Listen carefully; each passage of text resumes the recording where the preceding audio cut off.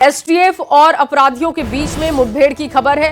मुठभेड़ में एक अपराधी को गोली लगी है। घायल अपराधी का पीएमसीएच में इलाज जारी है। घटना स्थल के आसपास सर्च अभियान जारी है।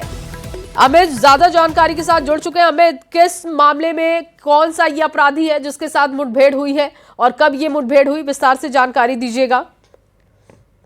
मुठभेड़ जो है वो सुबह हुई है और अपराधी के बारे में अभी विस्तृत रूप से कोई जानकारी जो है ना तो एसटीएफ ने साझा किया है और ना ही पटना पुलिस ने। लेकिन हाँ, एक अपराधी है जिसकी तलाश काफी दिनों से पटना पुलिस कर रही थी, एसटीएफ कर रही थी और इसकी सूचना जब एसटीएफ को मिली, एसटीएफ की एसओजी की टीम जो है वो मौके पे पहुंची और स्थानीय पुलिस से संपर्क साधने के बाद यह ऑपरेशन चलाया गया, जिसमें अपराधी जो है वो फरार होने की कोशिश किया और पुलिस पर उसने फायरिंग करी, जिसके बाद जो है एसटीएफ और स्थानीय पुलिस ने भी जवाबी कार्रवाई करते हुए जो अपराधी है जिसकी तलाश काफी दिनों से थी एसटीएफ को, बिहार पुलिस, पटना पुलिस को, उसको उसके पैर में जो है गोली लगी है।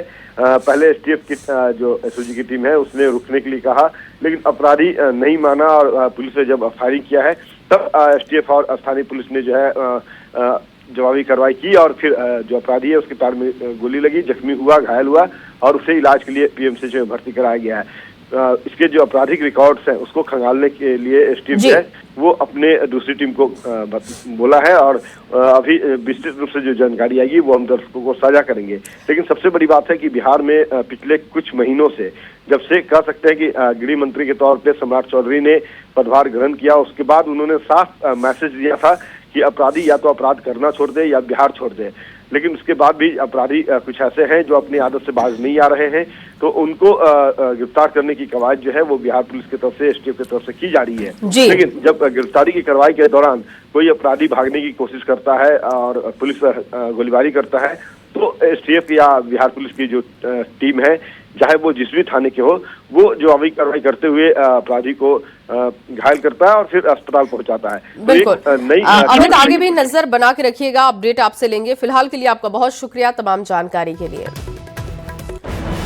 और अब आपके सामने गया जी से बड़ी खबर रखने जा रहे हैं। दांत के डॉक्टर से रंगदारी की मांग की गई है। अपराधी ने फोन करके डॉक्टर को धमकाया है। डॉक्टर रुमान हम्मादी से रंगदारी मांगी गई। रामपुर थाने में केस दर्ज हो चुका है। कितनी की रंगदारी मांगी गई इसका खुलासा नहीं है। डॉक्टर का मीडिया से बात करने से इनकार भी सामने आ चुका है। पुलिस को आपसी विवाद का शक है। सभी एंगल से इस पूरे मामले को खंगाला जा रहा है। पुलिस कॉल डिटेल निकालकर इसे खंगाल रही है। एलन लिली ज्यादा जानकारी के साथ गया जी से जुड़ चुके हैं। एलन, ये पूरा मामला क्या है? क्या कुछ समझ आ रहा है कि ये आपसी विवाद है या फिर किसी बदमाश की करतूत है? देखिए, अभी जांच का विषय है कि ये आपसी विवाद है या फिर कुछ और है। फिलहाल डॉक्टर के पास से अज्ञात नंबर से कॉल आया है और उसे डराया धमकाया भी आ गया है। हालांकि रंगदारी की मांग की गई है, लेकिन ये अभी तक स्पष्ट नहीं हो पाया है कितने की रंगदारी की मांग की गई है। जो डॉक्टर ने जो आवेदन दिया थाने में उसमें भी क्लियर नहीं है कि कितने की रंगदारी की मांग की गई, लेकिन डॉक्टर को धमकाया गया है, रंगदारी की मांग की गई है और नहीं देने पर अपने गुर्गे को वहां भेज कर भी धमकाने का भी जिक्र किया गया। फिलहाल पुलिस जो है पूरे मामले की छानबीन कर रही है और जिस नंबर से कॉल आया है उस नंबर को भी कॉल डिटेल खंगाला जा रहा है। फिलहाल पुलिस अब पूरे मामले की छानबीन की जा रही है। फिलहाल आपको बता दें कि इससे पहले भी एक डॉक्टर से भी रंगदारी की मांग की गई है, वह मामला भी फर्जी निकला था। फिलहाल अब इस मामले को लेकर के पुलिस जो है पूरी तरह से पूछताछ करेगी, तहकीकात करेगी, उसके बाद ही खुलासा हो पाएगा कि डॉक्टर से रंगदारी मांगी की गई है या फिर किसी आपसी मामला बताया जाए। फिलहाल डॉक्टर से जब बात करने की कोशिश की गई तो डॉक्टर ने साफ मीडिया से बात करने से इनकार कर दिया है और कहा गया है कि जो भी थाना में हमने आवेदन दिया है वो थाना से ही पूछताछ करके अब खबर चलाए। फिलहाल पुलिस अब पूरे मामले की छानबीन कर रही है और जल्द ही खुलासा करने की बात कही है। जी, बहुत शुक्रिया तमाम जानकारी के लिए आपका। और अगली बड़ी खबर भागलपुर से अब आपके सामने रख रहे हैं। बमबाजी मामले में एक्शन हुआ। पार्षद के घर पर बमबाजी मामले में एक्शन। मुख्य आरोपी सहित 3 लोगों की गिरफ्तारी हो चुकी है। हबीबपुर थाना क्षेत्र में बमबाजी की गई थी। देसी कट्टा और जिंदा कारतूस बरामद किया गया। हथियार लहराते वीडियो वायरल हुआ था बदमाशों का और इस मामले में देखिए 3 लोगों की गिरफ्तारी हो चुकी है। ये 2 तस्वीरें आप देख रहे हैं, एक तरफ गिरफ्तारी की तस्वीर, दूसरी तस्वीर देखिए जब ये घटना घटी थी उस वक्त की तस्वीर। इसका वीडियो सामने आया था। देसी कट्टा, जिंदा कारतूस बरामद किया गया। हथियार लहराते हुए इन बदमाशों का वीडियो वायरल हुआ था, जिनकी गिरफ्तारी हो चुकी है। दूसरी तरफ जो तस्वीर आप देख रहे हैं वो गिरफ्तारी की तस्वीर है।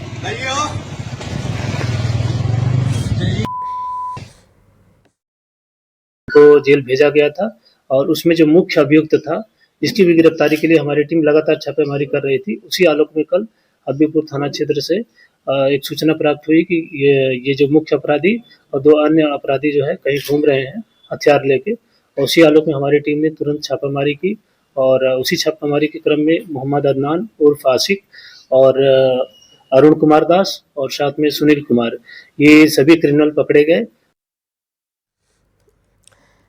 और आगे बढ़ते हुए कटिहार से अब आपके सामने खबर रख रहे हैं। अंधाधुन फायरिंग से अफरा तफरी का माहौल बन गया। अपराधियों ने पति पत्नी को गोली मारी है, गंभीर हालत में अस्पताल में भर्ती कराए गए। घुघरी पुल के पास पति पत्नी पर फायरिंग की गई और फायरिंग के बाद अपराधी मौके से फरार हो गए। हमलावरों ने करीब 5 राउंड गोलियां चलाई। बड़कू शर्मा और उनकी पत्नी काजल को गोली लगी है।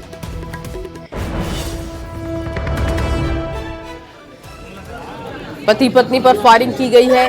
कटिहार से ये बड़ी जानकारी आपको दे रहे हैं। अपराधियों ने पति पत्नी को गोली मारी है, दोनों की स्थिति गंभीर है और इस पूरे मामले की अब पड़ताल की जा रही है कि आखिर ये कौन लोग हैं, किस वजह से ये हमला किया गया, ये फायरिंग की गई। सुब्रत गुहा कटिहार से ज्यादा जानकारी के साथ जुड़ चुके हैं।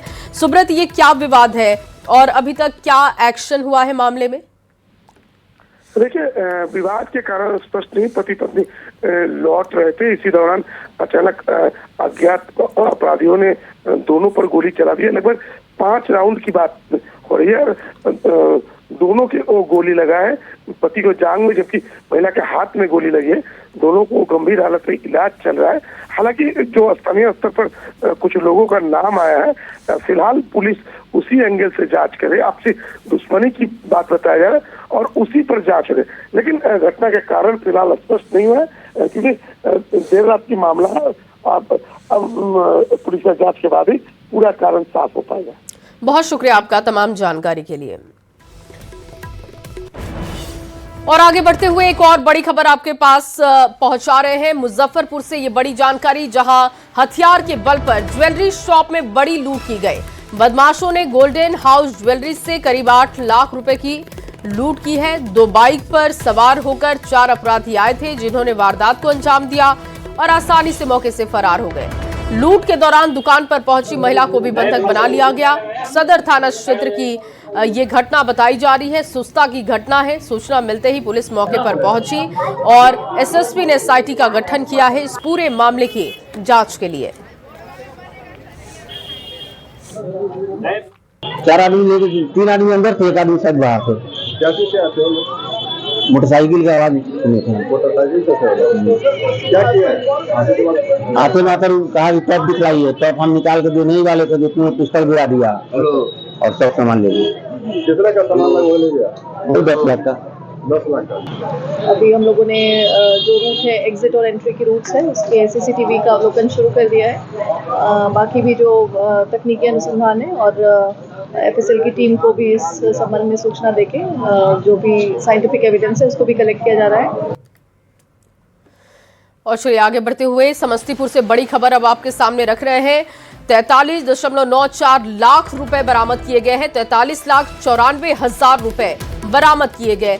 चक महेसी के सैदपुर सुहेली गांव में छापेमारी की गई और झोपड़ी नुमा घर में पुलिस ने जब तलाशी ली तो अवैध शराब की सूचना पर पुलिस की टीम जब यहां पर पहुंची तो यहां से कैश बरामद कर पाई है। पुलिस को शराब नहीं मिली, कार्टन और झोले से कैश बरामद हुए और आपको बता दें कि 43,94,000 कैश है। अब पुलिस इस पूरे मामले की तफ्तीश में जुटी है। तलाशी क्रम में अवैध शराब की बरामदगी नहीं हुई, लेकिन उनके घर में कार्टून और झोले में रखा हुआ 500 रुपये का काफ़ी मात्रा में नोट पाया गया। इस संबंध में थानाध्यक्ष द्वारा वरीय पदाधिकारियों को भी सूचित किया गया। सूचना के आलोक में दंडाधिकारी के रूप में अंचलाधिकारी कल्याणपुर भी घटनास्थल पर पहुंचे और उनके द्वारा भी कृष्ण कुमार से रुपयों के संबंध में पूछताछ किया गया। कृष्ण कुमार उन रुपयों के संबंध में कोई संतोषजनक जवाब नहीं दे पाए। उनके बयान में काफ़ी सारा विरोधाभास पाया गया। और चाईबासा के सारंडा जंगल में नक्सलियों की ओर से प्लांट किए गए आईडी ब्लास्ट की चपेट में आने से 2 ग्रामीण गंभीर रूप से घायल हैं। जराईकेला थाना क्षेत्र के तिरिलपोसी गांव के पास जंगल की ये घटना बताई जा रही है। एसपी अमित रेणु ने घटना की पुष्टि की है। बताया कि घायल ग्रामीणों को जंगल से बाहर लाने का प्रयास किया जा रहा है, जिससे कि इलाज जल्द उनको मिल सके। घटना की सूचना मिलने के बाद पुलिस और सुरक्षा बल देर शाम तक घायलों को जंगलों से बाहर निकालने में जुटे रहे, लेकिन अंधेरा होने से परेशानी का सामना करना पड़ा। और समस्तीपुर से एक हैरान कर देने वाली खबर सामने आई है, जहां होम गार्ड की तैयारी कर रहे एक युवक को कथित तौर पर नशीला पदार्थ खिलाकर पकड़ौवा विवाह करा दिया गया। घटना का वीडियो सोशल मीडिया पर वायरल हो रहा है, जो कि आप देख रहे हैं। पकड़ौवा विवाह का ये मामला पटौरी थाना क्षेत्र के चकराज अली गांव का है। युवक किसी काम से गांव के बाहर गया था, जहां नीतीश कुमार नामक युवक को नशीले पदार्थ खिलाकर जबरन विवाह की रस्में पूरी करा ली गई। बताया जा रहा है कि युवक को जब होश आया तो उसने खुद को शादी के मंडप में पाया। नशे की हालत में 7 फेरे ले लिए। युवक के हाथ में माला देकर जबरन लड़की के गले में पहनवा दिया गया। बेहोशी की हालत में ये अन्य शादी की रस्में भी पूरी कराई गई, जिसकी तस्वीर आप देख रहे हैं।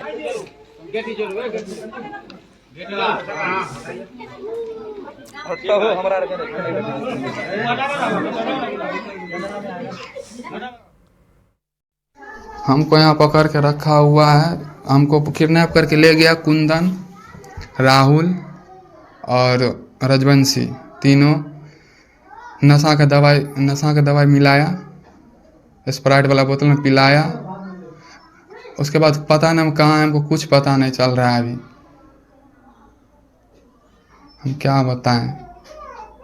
हमको किडनैप करके हमको नहीं घर में ताला मार के हमेशा रखता है। 24 घंटा यहीं पे, कहीं नहीं जाने दे रहा न कुछ, और मार रहा है। भर पेट मारा। सुबह शाम नशा का दवाई देता है। और ये सब पकड़ के ले गया और इसको मारा पहले फुसा से, मार के इसको बैठाया, गाड़ी में ले गया समस्तीपुर, उधर में कहाँ पहुँच ले गया जानते हैं। वहाँ पर मांस मछली खिया के इसको जबरदस्ती गोटी खिया के बेहोशी वाला, और इसको जैसे वीडियो में भी है बेहोश है लड़का, और इसको जबरदस्ती सिंदूर दूसरा हाथ धोकर धरवाया है। ऐसा ये सब राजी खुशी से शादी हुआ है। हम लोग कुदेश्वर नाथ मंदिर में शादी किए हैं। इसका जो है 6 महीना से बात विचार हो रहा था। उसके बाद इनका पापा जो है से एक्सेप्ट करके बायोडाटा लेकर के सब चीज़ मतलब शादी किए हैं। इनका मम्मी वीडियो कॉल लड़की को भी देखे हैं। और बिहार में इंटरमीडिएट की परीक्षा खत्म होते ही छात्र छात्राओं ने लंबी मेहनत और मानसिक दबाव से राहत की सांस ली है। महीनों तक चली पढ़ाई, परीक्षा की तैयारी और बोर्ड परीक्षा के तनाव के बाद अब छात्रों के चेहरे पर सुकून है और खुशी भी साफ झलक रही है। जहां परीक्षा खत्म होते ही छात्र डीजे पर जमकर थिरकते हुए नजर आए। वायरल वीडियो ये जो आप देख रहे हैं, भोजपुर जिले के उद्वंत नगर प्रखंड के राम जानकी हाई स्कूल के पास की है। जानकारी के अनुसार बीते एग्जाम खत्म होने के बाद परीक्षा केंद्र से बाहर निकलते ही छात्र छात्राओं ने जश्न मनाया है। वीडियो में देखा जा सकता है कि छात्र अपने हाथों में एडमिट कार्ड लहराते हुए सड़क से गुजर रहे हैं। एक डीजे वाहन के पीछे पीछे चल रहे हैं और भोजपुरी गाने पर जमकर डांस कर रहे हैं।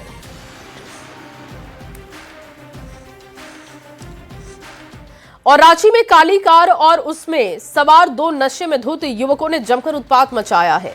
किन्नर से विवाद बढ़े मामले में एक युवक को अधमरा कर दिया गया और पुलिस की गाड़ी को भी उड़ाने की कोशिश की गई है। ये मामला पूरा क्या है, दिखाते हैं आपको इस रिपोर्ट में।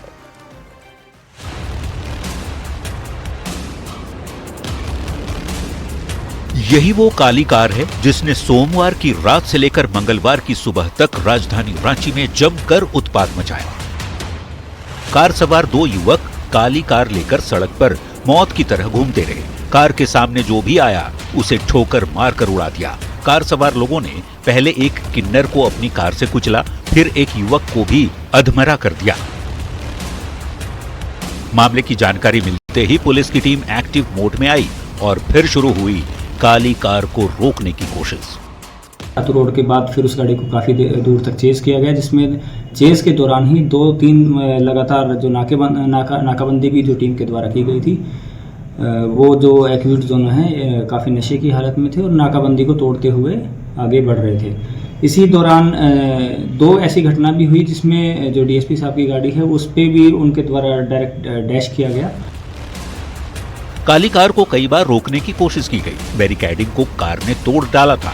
पुलिस की ओर से कार को रोकने की हर कोशिश नाकाम साबित हो रही थी। फिर पुलिस ने अपनाया आखिरी रास्ता, फायरिंग कर कार रोकने का, और इसमें कामयाबी भी मिली।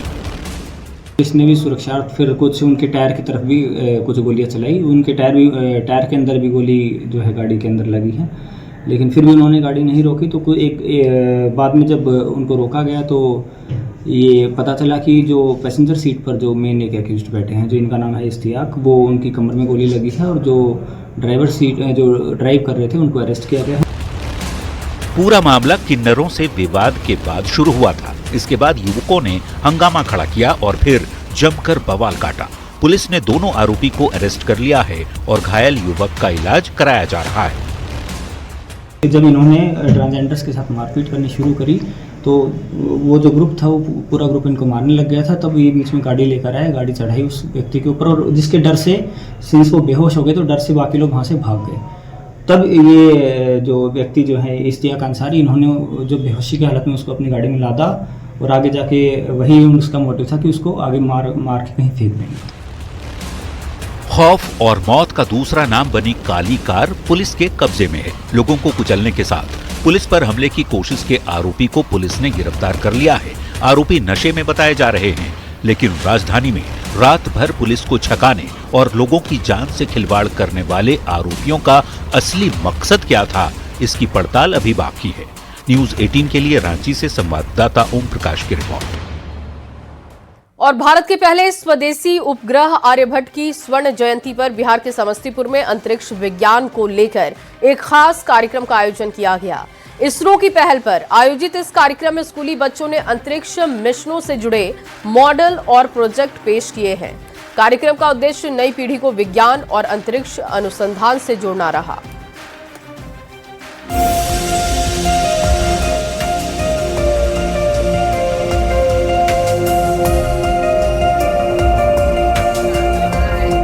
समस्तीपुर के एक निजी विद्यालय में आयोजित इस कार्यक्रम में जिले के कई 10+2 स्कूलों के छात्र छात्राओं ने भाग लिया। बच्चों ने आर्यभट्ट उपग्रह की थीम पर आधारित प्रोजेक्ट तैयार किए और अंतरिक्ष विज्ञान से जुड़े मॉडल प्रदर्शित किए। विज्ञान प्रदर्शनी में चंद्रयान, गगनयान और रॉकेट के मॉडल खास आकर्षण का केंद्र रहे। कार्यक्रम में मौजूद इसरो के कार्यक्रम निदेशक इम्तियाज अहमद ने बताया कि भारत तेजी से गगनयान मिशन और भारतीय अंतरिक्ष स्टेशन की दिशा में आगे बढ़ रहा है।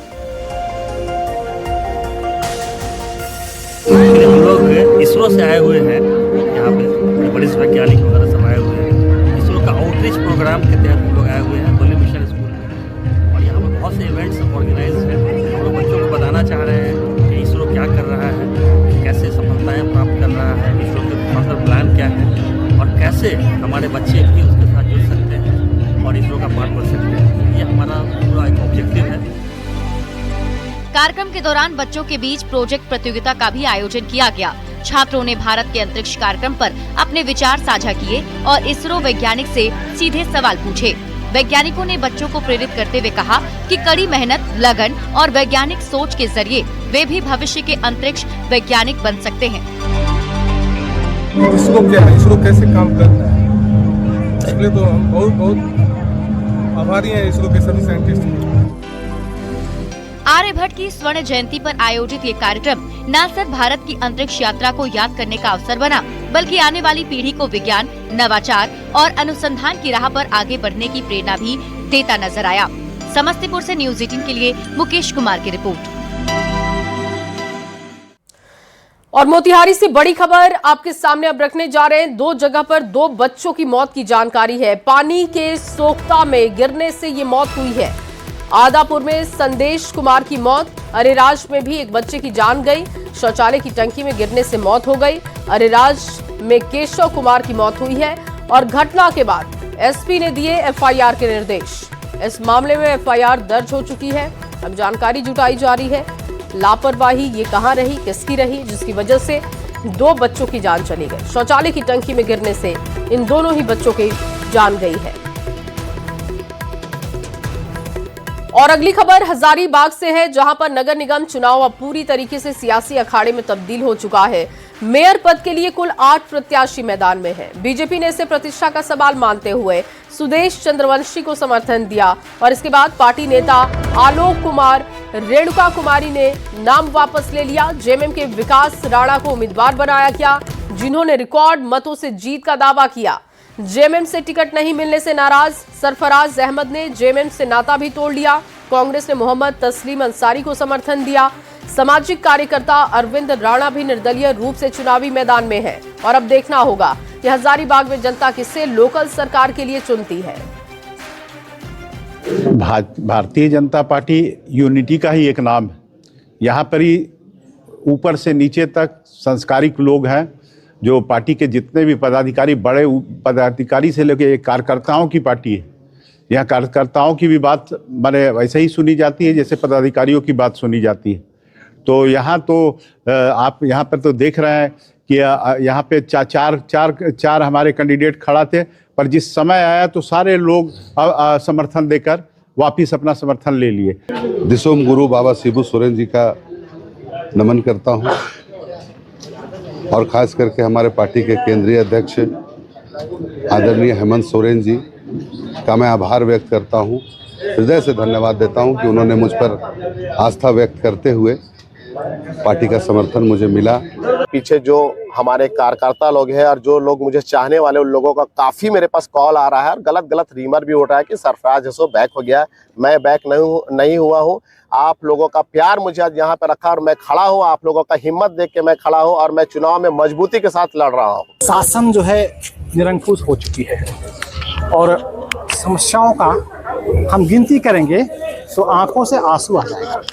लेकिन हम इसलिए ये बातें कह रहे हैं कि एक लंबे समय के बाद शहर को बेहतर बनाने का मौका मिला है और मेरे पास इसे लेकर एक विजन है, पूर्व योजना और पूर्ण योजना। मैं संगम में सीखा हूँ कि कोई भी काम जब पूर्व योजना से करेंगे। और इन्हीं तमाम खबरों के